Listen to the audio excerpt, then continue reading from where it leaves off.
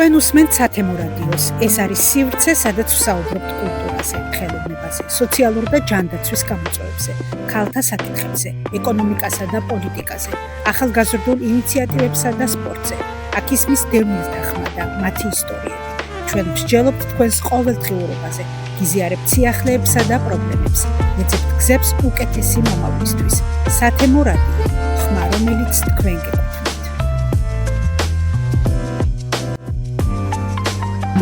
მოგესალმებით ძვირფასო რადიო მსმენელებო, ასევე მაყურებლებო, ვინც შემდეგ ჩვენ სოციალური ქსელით უყურებს ჩვენს გადაცემებს, ჩვენი რადიო არა მარტო ისმინება, შეიძლება უყუროთ ჩვენ რადიოს.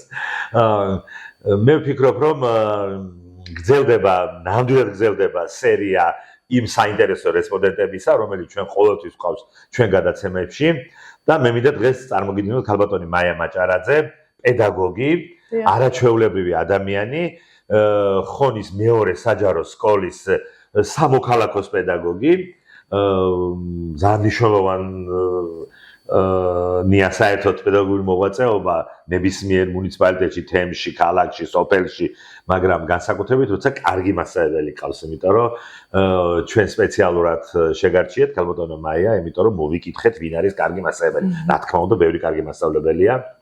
მათ შორის ჩვენ გადაცემებში ვთხოვლი ეს მასწავლებელი და კიდევ გვეყოლება სხვა კარგი მასწავლებლებიც, მაგრამ ერთ-ერთი საუკეთესო მასწავლებელი, როდესაც თქვენი კანდიდატურა შემოგთავაზე, ძალიან გამიხარდა, იმიტომ რომ მასწავლებელი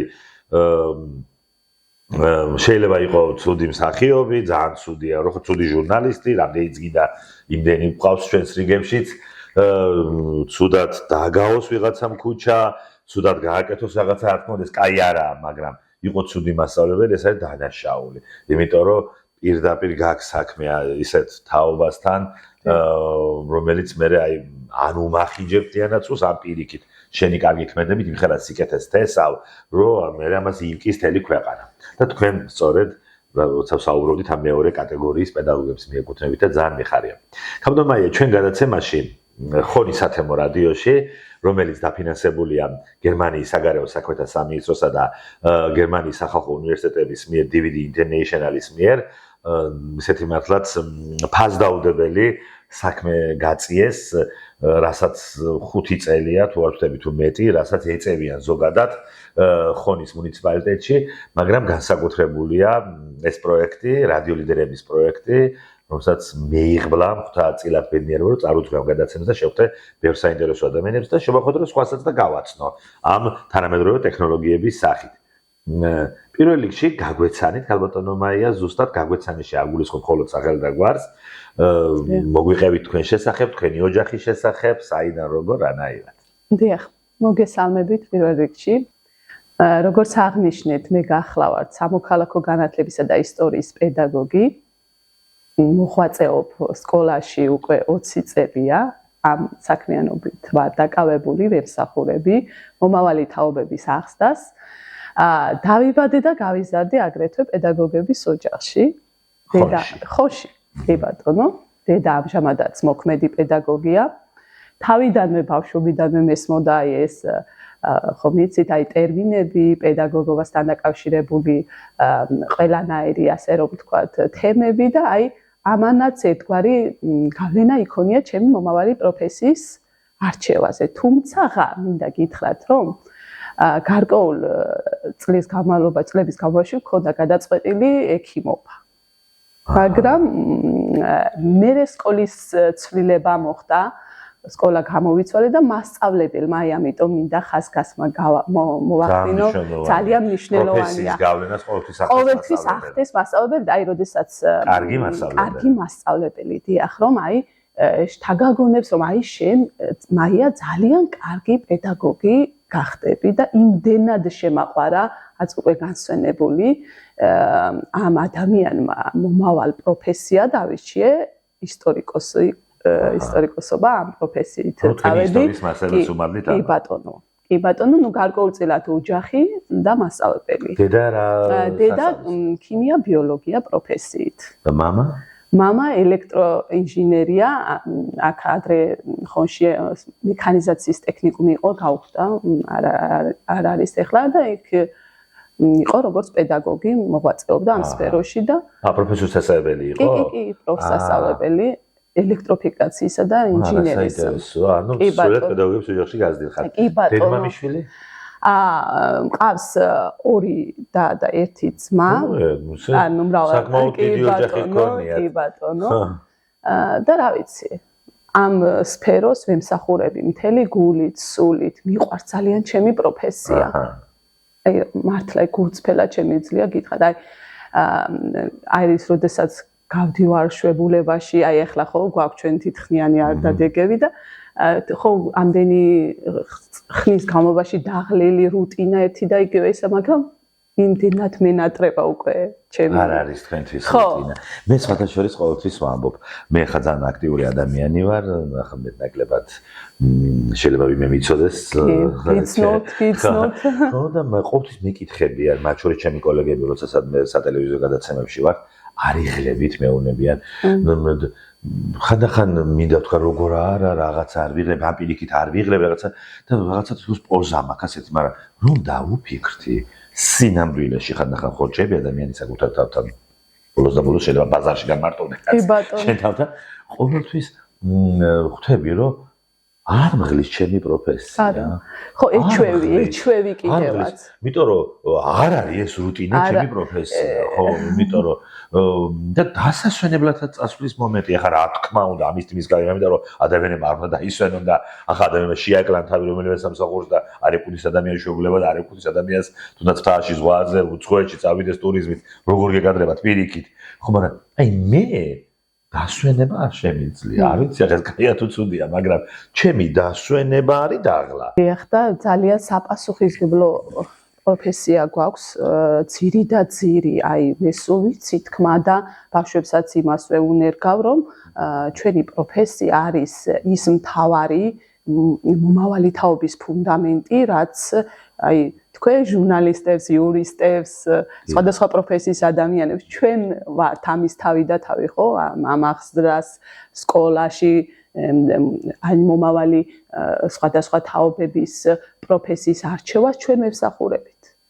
კი ბატონო. და ამ კუთხით დასაფასებელი, ყველა პროფესია არის დასაფასებელი, ამის ხაზგასმას ვახდე, მაგრამ პედაგოგობა მართლაც მოითხოვს რაღაცების შეწირვას. კი ბატონო. მაგალითად, ჩემი და რომელიც გახლავთ დაწყებითების პედაგოგი, აი ბოლომდე ჩართულია ყველაფერში. ახლა შვილებიც აღარ აღსოვს, მეუღლეც აღარ აღსოვს. ამან განაპირობა ჩემი გვიანი დაოჯახებაც, მაგრამ ჯობს გვიან ვიდრე არასდროს. ხო, აი იმდენად გადართული 22 წლის ასაკში დავიწყე პედაგოგიური მოღვაწეობა და აი მაშინ ხონის ნომერ პირველი სკოლა ლიცეუმი არსებობდა, ისიც დაიხურა სამწუხაროდ. იქ დავიწყე პირველი ნაბიჯები, იქ გადავდგი. სრულიად ახალგაზრდა მოსწავლეებზე ვიყავი 4-5 წლით უფროსი და ცოტა დამთხალი, ცოტა შეშინებული, მაგრამ იმდენად ანუ გამოვიბრძმედე მე და ანუ იმდენად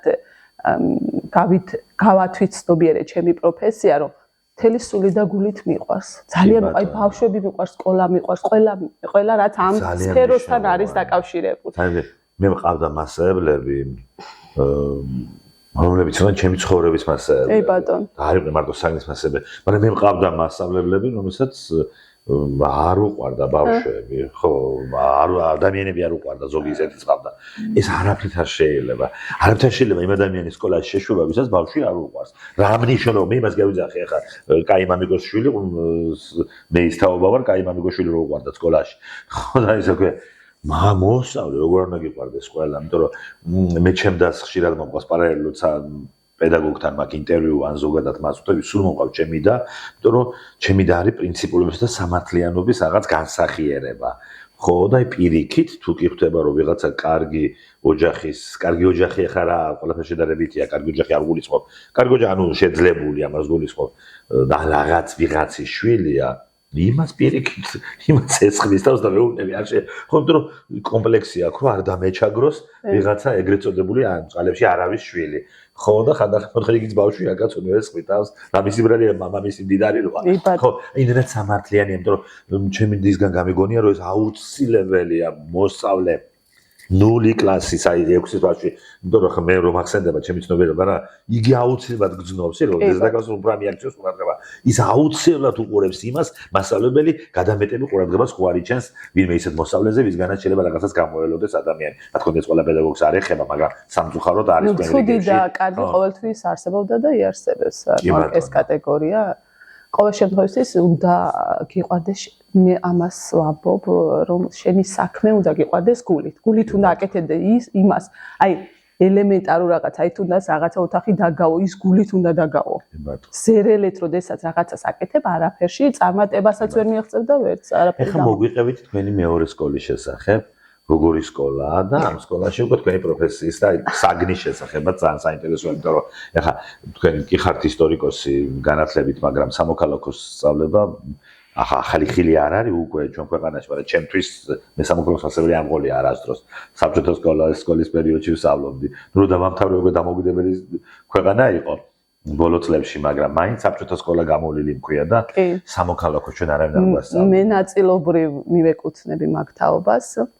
მეორე სკოლა ვიტყვი რომ არის ჩემთვის მართლაც მეორე თვითონ მეორე დაამთავრეთ? არა, მე მეორე საჯარო სკოლა არ დამისრულებია. დავამთავრე აქვე სოფლის ივან დიდის საჯარო სკოლა და თითოეული პედაგოგის უდიდესი ღვაწლია ჩემს პედაგოგიურ მოღვაწეობაში, რაც ეხლა და თქვენ ახსენეთ, რომ თითოეული მოსწავლე გრძნობს მასწავლებლის დამოკიდებულებას, აი თითოეული მათგანის მანერებიც კი მახსოვს დღემდე და აი რაღაცეები ჩემი თაობის მასწავლებლებიდან გადმომაქვს და აი ის ასე აკეთებდა, ის ასე ხსნიდა გაკვეთილს და რაღაცა ესეთი. ჩემი მეორე სკოლა არის გამორჩეული სკოლა, ამას ვამბობ ხმამ ახლა. ყველანაირი პირობა გვაქვს, როგორც მასწავლებლებს, ისე მოსწავლეებს შექმნილი, რომ იყოს თბილი და ესეთი თანამშრომლობითი გარემო. ვასწავლი მოქალაქეობას, ძალიან უყვართ სხვათა შორის მოსწავლეებს ჩემი საგანი. რატომ? იმიტომ რომ ეს არის საგანი, სადაც ხდება სწავლა-კეთებით, პროექტული სწავლება, რაღაცა მრავალფეროვანი აქტივობები, ანუ არ არის ეს რაღაცა რომ დადგე და გაიზეპირო რაღაცა ესეთი საგანი. კონკრეტულად რა სწავლობენ? აი კონკრეტულად დემოკრატია, ადამიანის უფლებები, ტოლერანტობა, მაგალითად ტრაფიკინგი, სხვა მრავალფეროვანი საკითხები არის, რომელიც აი მოქალაქეს, თითოეულ მომავალში ქვეყნის მოქალაქეებს გამოადგენ. აი იციან მაგალითად მოსწავლებმა ხან რომელი კლასიდან ასწავლეთ? მე-7 კლასიდან იწყება, მე-7, მე-8-დან და სხვათა შორის შარშან დაემატა მე-12 კლასი, არ იყო ისე წლების უკან მე-7-დან მე-9 კლასის ჩათვლით სწავლობდნენ, გაიზარდა უკვე ამაზე მოთხოვნაც და შესაბამისად ჩასაბარებელი საგანიც არის უმაღლეს სასწავლებელში და სხვათა შორის არც თუ ისე იოლი. და აი ამ კუთხით გამორჩეული არის მოსწავლეების დამოკიდებულება. ძალიან ბევრი პროექტებს გვაქვს გახორციელებული, სხვათა შორის არასამთავრობო ორგანიზაციების მიერ დაფინანსებული პროექტშიც მაქვს მონაწილეობა მიღებული, გრანტიც მოვიპოვე, ორჯერ მაქვს გრანტი მოპოვებული, სხვადასხვა ინვენტარით აღჭურვეთ სკოლა. კაბინეტი გაქვს სამოქალაქოში? კი, მაქვს სამოქალაქო განათლების კაბინეტი და აი მუდმივად მოძრაობაში ვართ, ანუ ამ კუთხით. სამოქალაქო განათლების კი, კლუბი, კი ბატონო, გვაქვს და რაღაცეებს აქტიური ბავშვები არიან. აქტიური ბავშვები უყვართ, აი საგანი უყვართ.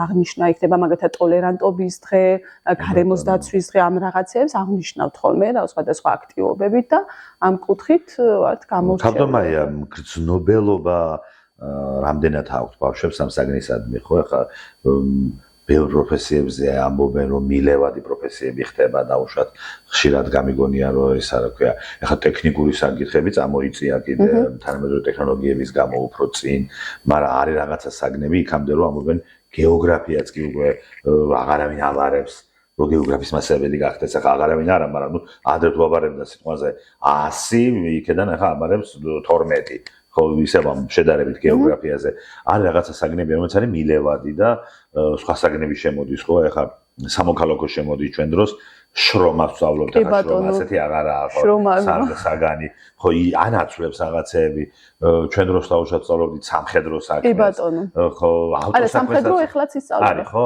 ავტოსაქმეს ვსწავლობდით ავტოსაქმეს მახსოვს აი ივან დიდის საჯარო სკოლაში შესასწავლდი ტრაქტორებს ვსწავლობდი მაგალითად ხო ჩვენც რაღაცა საერთოდ ჩემთვის უინტერესო თემაა საფთან რაღაცა ხელშეკრულებით მოდიოდა ვიღაცა ის და ვიკითხავდა საგზავნოს ხო აი ეს მნიშვნელოვანია ეს არაფორმალური მაგრამ მილია ეს ხო შემოვიდა რაღაცა ფორმაში ეხა უკვე სხვა თემები წამოვიდა სამოქალაქო ეხა წამოვიდა მედია წიგნიერება შემოვიდა კი ბატონო აი საპილოტოდ კი არა საგნებია ჩვენ სკოლაში ისწავლება მედია წიგნიერება თუმცა ჩემსაგანს აქვს შეხება ამასთან და თავისთავად მედია წიგნიერება სამოქალაქოს სიმამ და იცოდეს ბავშვმა რა არის კი ბატონო და ჩვენ ამ თემაზე გაკვეთილი ჩავატარეთ და ელისოც ყავდა მოწვეული როგორც ჟურნალისტი და ამ აი ვიწვევთ ხოლმე ეს კონგრესს და რაღაც დასრულთა განათლების ცენტრის ხელმძღვანელზეა საუბარი სხვა მსმენელმაც რომ ნახოს კი ბატონო და ძალიან საინტერესო გაკვეთილი გამოგვივიდა და ასეთი სტუმრის მოწვევა, გასვლითი გაკვეთილები იყო პერიოდი რამოდენიმე წლის უკან, რომ აი პროფორიენტაციის გაკვეთილებს ვატარებდი. პროფორიენტაცია, რეფლექსია, რა ვიცი, უამრავი რაღაც თემები შემოდის და ხო აი ჩემი შეკითხვა რაში მდგომარეობდა, რამდენად არის მგრძნობიარე ბავშვი მოსწავლე და რამდენად უნდათ ეს თქვენი საგანი ხო ახლა ხშირად მე მინახავს ქიმიის მასწავლებლები მინახავს ველოქსო და აზრი დაკარგა სწავლა ფასი დაკარგა სწავლა აი რამდენადაა თქვენთან ეს აქტიურად და რამდენად აინტერესებთ აინტერესებთ აი რისი თქმა აი არის ისეთი საგნები აი ქიმია ახსენეთ თქვენ ფიზიკა რომ აი ამის ნიჭი უნდა გაგაჩნდეს ხო აი რაღაცა გარკვეული მიდრეკილება უნდა გქონდეს მათემატიკა აი ეს ჩემი საგანი არის თითოეულ ბავშვზე მორგებული. აი თუ მიყვას ეს კატეგორიებად დაყოფა ცუდი, კარგი და რაღაცა, მაგრამ აი თუნდაც რაღაც დაბალი შესაძლებლობების მქონე ბავშვსაც შეგიძლია მოარგო რაღაცა ერთი ელემენტარული აქტივობით. ასე რომ მე ვთვლი რომ არ არის. პირიქით უფრო პროგრესირებადი და ამაზე მეტყოლებს ის რომ ზედა კლასებშიც შემოვიდა ეს საგანი უკვე და აქტიურად და ერთითო გაკვეთილი ეთმობა უშუალოდ პროექტულ სწავლებას. ანუ ნიშნავს იმას, რომ ერთი პროექტს ვიღებთ სემესტრის განმავლობაში და მუშაობთ იმ ერთ პროექტზე. აი პროექტი მრავლის მომცველია, ანუ ნებისმიერ თემას აქტუალურ თემას შეეხება. კი ბატონო. მინდა გკითხოთ, უკვე გამოვიდეთ ცოტა სკოლიდანაც, უფრო საინტერესო კითხვები გვაქვს კიდე შემონახული თქვენთვის, ქალბატონო მაია. ზოგადად რა როლი აქვს სკოლას ხონის რეალობაში რამდენად არის განათლების სისტემა იმ დონეზე ან უნდა იყოს იმ დონეზე რა შეცვლიდით თუ გაქვთ რაიმე ისეთი წინააღმდეგობები და რამდენად არის ამ სკოლებში და განათლების სისტემაში განმოღებული ევროპული მოდელი რომელიც არის ერთ-ერთი გამართლებული იგივე ფინეთის მოდელი იგივე ტარტუს აი ესტონეთის მოდელი სოფლიოში პირველ ადგილზეა ფინეთის სკოლა, მეორეზე ესტონეთის იმიტომ ვახსენე. მე მოდის უკვე ნორვეგიის და რაღაცა ესა და მე უკვე ბრიტანული.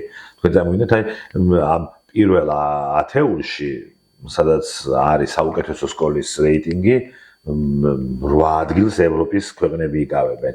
რამდენად არის ჩვენთან დანერგილი ეს ევროპული გამოცდილებები? ახლა რომ გითხრათ რომ იდეალური არასდროს არაფერი არ არის, ხო?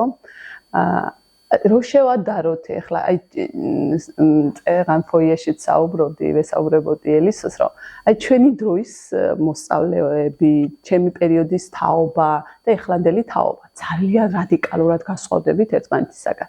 აი მაგალითად მე მივეკუთვნები იმ კატეგორიის თაობას და მე პირადად ჩემიდან გამომდინარე გეტყვით რომ აი მაგალითად პედაგოგისთვის შეკითხვის დასმა მერიდებოდა.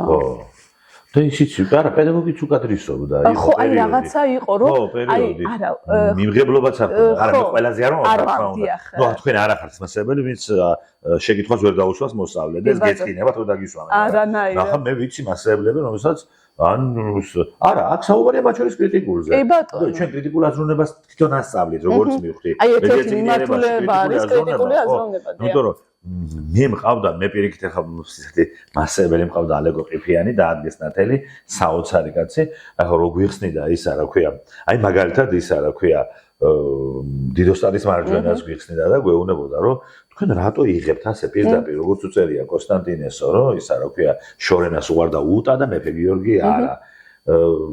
რეალურ ცხოვრებაშიო, არაერთ შეიძლება ქვეყანაში პირველი კაცი იყო გამიჯნურებული და ის მას არ ყოფნა ლამაზი კაცი.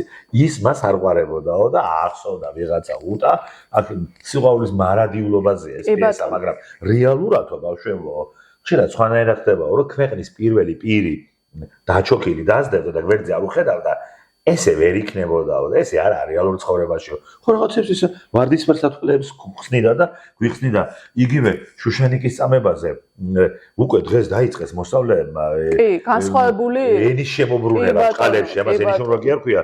დაიწყეს რომ ისა ქვია, იმიტომ რომ შუშანიკის წამება, რომელიც უდაოდ უდიდესი აგიოგრაფიული ძეგლია, ქართული კი არა, დედამიწის უდიდესი ძეგლია, ჯერ როდისაა დაწერილი, მაგრამ ის დაწერილია რელიგიურ პროპაგანდაზე. ეს დასამალი არც არის, იმიტომ რომ ის არის რელიგიური პროპაგანდა, რომ როგორ შეიძლება შეეწიროს სარწმუნოებას და ამ ჰეროიკული იმგენ შეს ყველგან ასია ჰაგიოგრაფიაში, მაგრამ რეალურად იქ მოსწავლე უკვე სვამს კითხვას, მარტო მაგიტო გაბრაზდა შუშანიკი, აბა კიდევ რატო, მასალა იმიტომ ხო არ გაბრაზდა, რომ იმან ვარსკენმა სხვა ცოლი მოიყვანა, როგორც უკვე დედოფალი აღარ ახარ, ნუ გადავიდესო, სახში არ დამხეს, რომ მოვდივარ, ხო, მოგეჩი დავწყვები. სხვა ცოლი მოვიყვანეოდა. ეს სხვა ცოლიო, მასწავლებელო, მაპატიე ჯარმოის არ გაუწყდებოდა, უშადიხსო. მარტო იმაზე გადაირია, რას ქვია ქრისტიანობა უარყო. ახლა როგორ არის ბავშვები? არც მიფიქრია ისე ვისაუბრე, ჩვენი წამა და ჯერი კაცი მეგონა, ჯემი თავი. პირველ სკოლაში.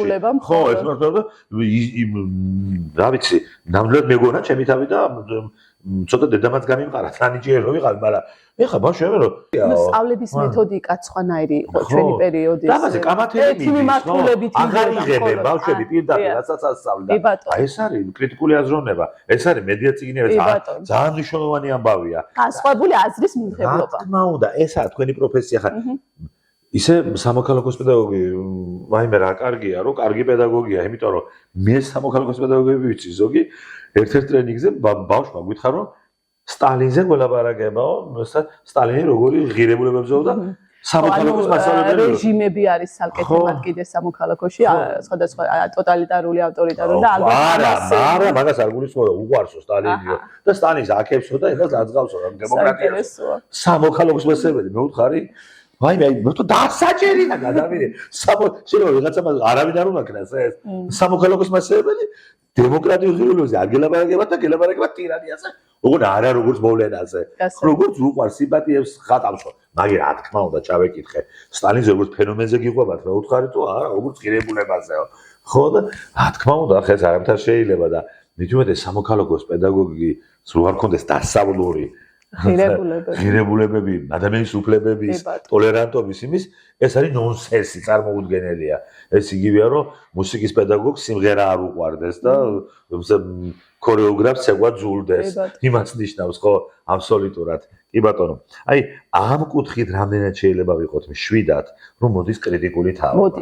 მოდის კრიტიკული თაობა. კი, ყველას მეუბნება. მასებელიც კი არა, მეც ჟურნალისტიკაში მაშინ სხვა კრიტიკული თაობა, რაც არის ძალიან მნიშვნელოვანი. ძალიან მნიშვნელოვანი, ხო, აი, არასოდეს არ დაიტოვებენ საკუთარ აზრს დამალულად, დაფარულად. ყოველთვის იტყვიან. მასწავლებელო, ეს ასე კი არა, მე ჩემი აზრით ეს ასია. ყოველთვის გამოთქვამენ ღიად, აფიქსირებენ საკუთარ, აი რაღაცაზე ან პროექტს როდესაც გეგმათ, ან ყოველთვის ჯერდები ბავშვებთან ერთად. ეს ასე ხომ არ ჯობია, აბა თქვენი აზრი დემოკრატიის პრინციპით გადავწყვეტოთ და რაღაცა ასე და ყოველთვის აი ჩემი მოსწავლეობის დროს ასეთი რაღაცა არ იყო, თუმცა მე მაინც აი არ ვიცი, მაინც არაო იმ თაობას მივეკუთვნები, რომელიც სკოლასთან იყო კავშირში ძალიან მყარად.